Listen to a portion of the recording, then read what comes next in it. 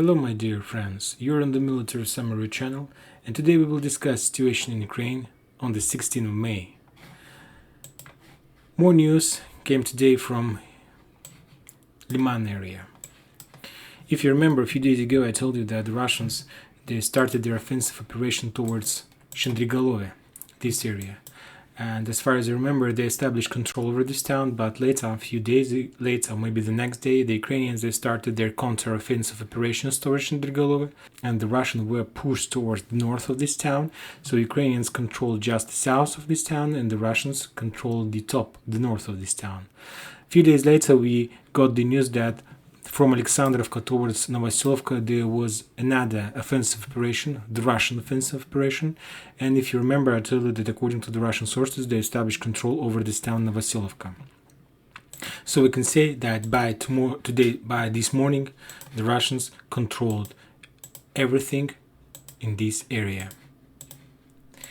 And this morning we got a very interesting piece of news that the Russians established control over the town Drobishove, this town. So we can say that the Russians established control over this area. There was no news, no information regarding the town Dyrilove and regarding the Shendrigalove, this part of Shendrigalove. So I'm not planning to mark this area as the Russians, but now you can see this picture in this area. More than that, I would like to update this map regarding the town Stavki, because Stavki is under the Russians. It's not even in the gray zone, it's under the Russians. And of course, let's update this map regarding the suburbs of Liman, because the suburbs of Liman is also under the Russian control. So this is the situation right now. Locals chats, locals Telegram channels, they informed that Ukrainians, they left Drobisheve. It wasn't the kind of that Ukrainians were defeated there, no. They just left Drobishove. And also Ukrainians, they left Yarova. They left Yarova towards Svetogorsk, and they left Drobishova towards Liman. And we can say that this area now totally split in two pieces, in two parts.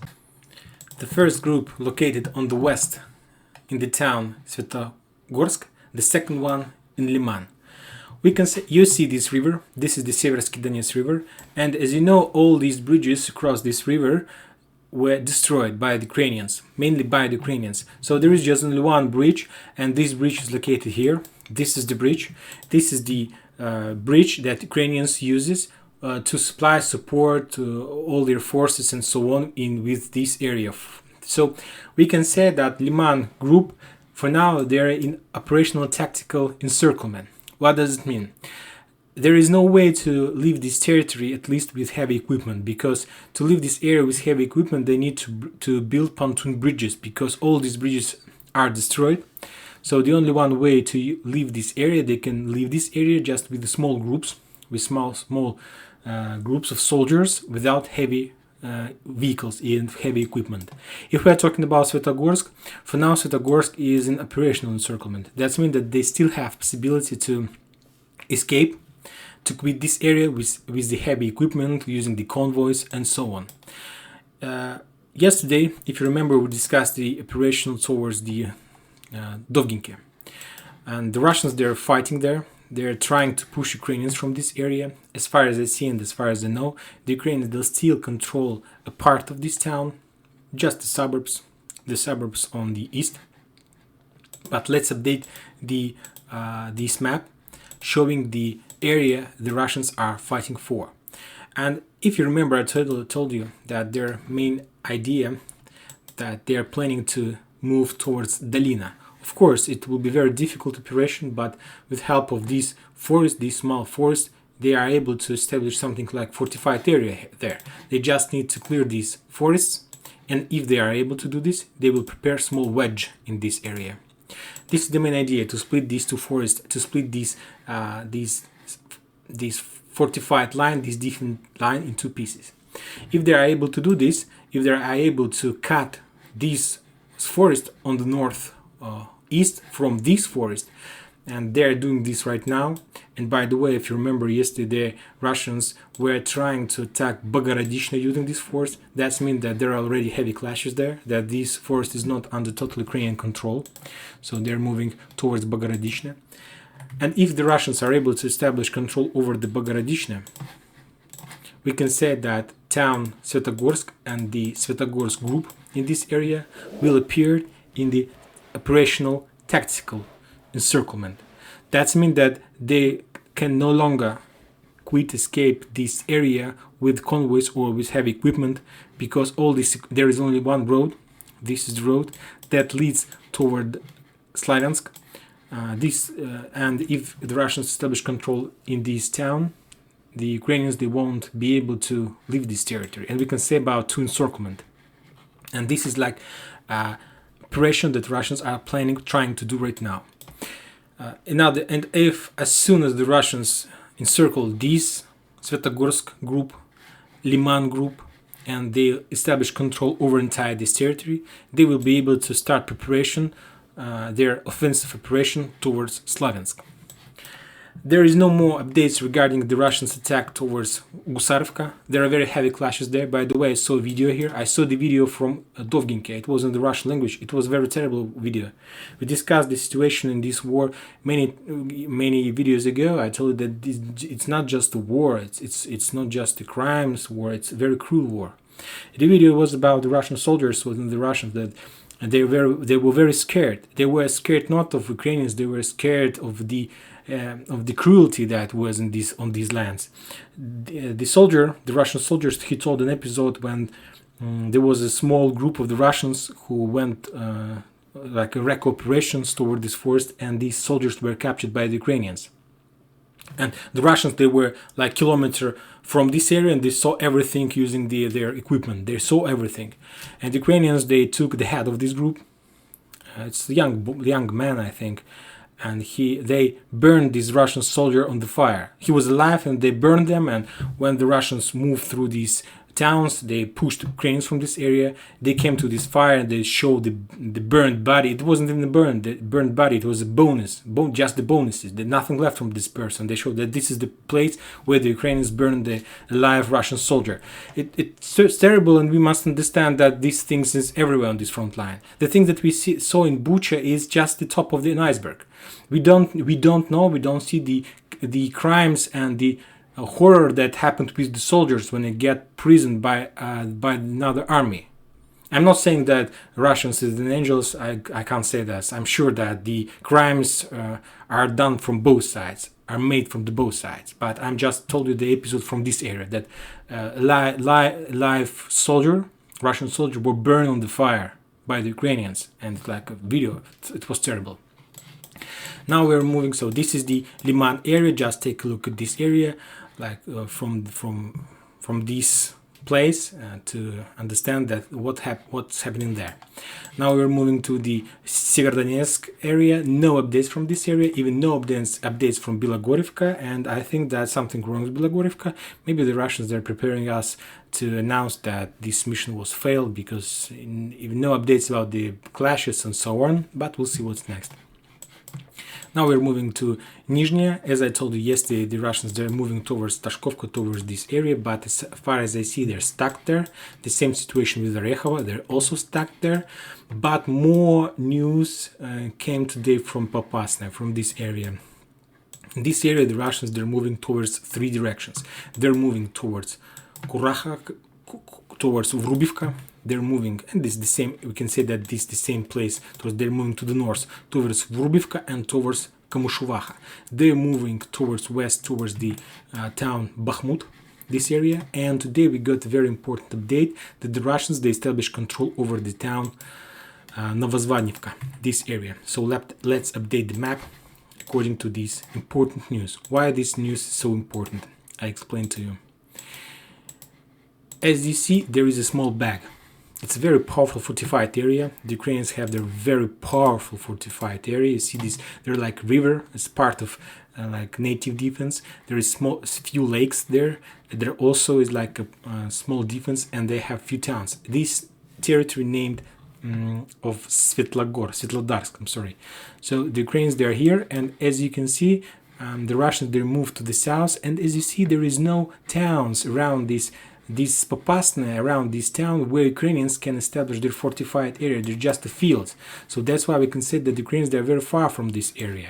They have their fortified area along this river in these towns, but the Russians, they're now right on the top, right in the back. So as far as I see, I'm not sure about the result and so on about this operation, but I see that the Russians, they're now in the back of Ukrainian forces in this area, and they have very good possibility to attack Ukrainians in the back.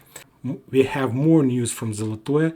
It's like before I started record this video, I got the information that Zolotoye is under very heavy bombing, and that the Russians, they're breaking this area. So the Russians, they're moving, I'm not sure about the directions, but I think that they're moving from Popasna towards Zolotoye in this area, and they're reducing Zolotoye's defense to ruins in this area.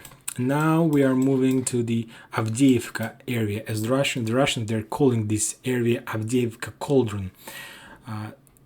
We can say that the Russians had a lot of success in this area. As I see, they broke through the Ukrainians' defense here, they penetrated this area, and they established control over a lot of towns in this area. The most important area the Russians established control of is the New York. We can say that the New York has fallen. I'm joking. The Russians established control over half of New York. This is the area that the Russians have established control over. And that's a lot. And as you see, they're moving also to the north.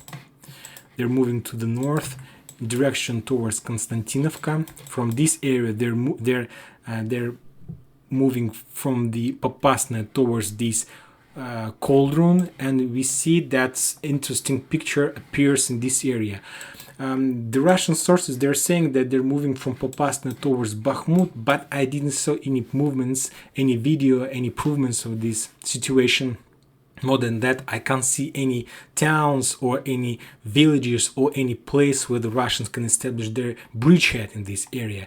But if we are talking about taking this town, if we are talking about encircling this town or collapsing this front line, of course, they need to move towards Bakhmut. But where are they planning to establish their bridgehead there? For now, I can't tell you, but we'll see what's next. So this is the north of the Avdiivka Cauldron. So as I told you, the Russians established control over the suburbs of the New York.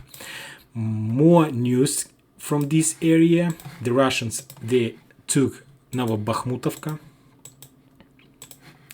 and they announced that these days, they have very heavy clashes in this town, Novokalinovo. Another important town that the Russians established control over is the Velyka Novosilka II, this one. So they're increasing their bridgehead in this area. We know that this area is very fortified, and the Ukrainians have a lot of defense in this area. I'm sure that sooner or later the Russians will establish control over this small triangle, but we'll see what's next. The Ukrainians these days, they destroyed at least 3 dams, as I know. They destroyed this dam as well. So this is the dam, and as far as I know, according to the Russian sources, the water moves towards Popasna. So they did this to slow down the Russian offensive operation from Popasna towards this Svetlodarsk fortified area. They destroyed the dam, as I remember, somewhere here. So this is, as far as I remember, this is a dam that was destroyed by Ukrainians. By the way, if you remember, they also destroyed another dam here in this area, and also to slow down the Russian movements and to slow their offensive operation. Now let's move to the south, to the Kurakhova area. One important update regarding this area. The Russians, they're still trying to take Marinka, but no success. Also, they're trying to take Novomikhailovka. Also, there is no success, just like face-to-face battles, and that's it. But another important update came today from Velyka Novosilka. The Russians established the control over the suburbs of this area. They took under their control the village Neskuchne. And this is very important because as soon as they took Niskuchna, now they have possibilities to move towards the north of this area and to take block by block. And now they're under the defense of this village.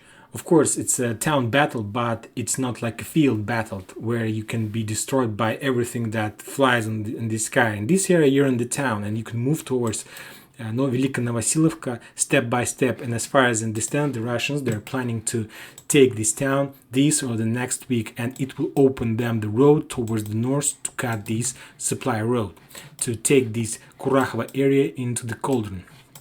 Now, the important news came today from Azovstal. As you know, maybe you didn't heard, but today 9 soldiers, 9 Azov battalion soldiers, or maybe it was not Azovstal soldiers, maybe it was were Ukrainian soldiers. For now, I can't say exactly, but 9 soldiers from this area, 9 Ukrainian soldiers from this area came out from the Azovstal with the white flags, and they start negotiations with the Russians. Nobody knows about the real negotiations, what exactly did they discuss, but as a result, the Russian sources they said that Ukrainians asked for help. The Ukrainians asked Russian for help to evacuate every wounded soldier. Of course, the Russians, they did this, and there is no problem with this. They announced that they will not do any damage, any harm to Ukrainians. They start to clear the road to give possibility to buses to get as much as closer to this area. And as far as I know, by this evening, by 7 p.m. of the local time, the Russians managed to evacuate around 51 Ukrainian soldiers. All these soldiers were evacuated in direction towards DPR, Donetsk People Republic. They won't be transferred later to Ukrainians. They will stay there. They will be given a very nice healthcare. I'm sure about this. Everybody of them will be fine. They will be receive food, cigarettes. They will be possibility to call to their relatives and so on. It's the Russian tactics. They do always like that.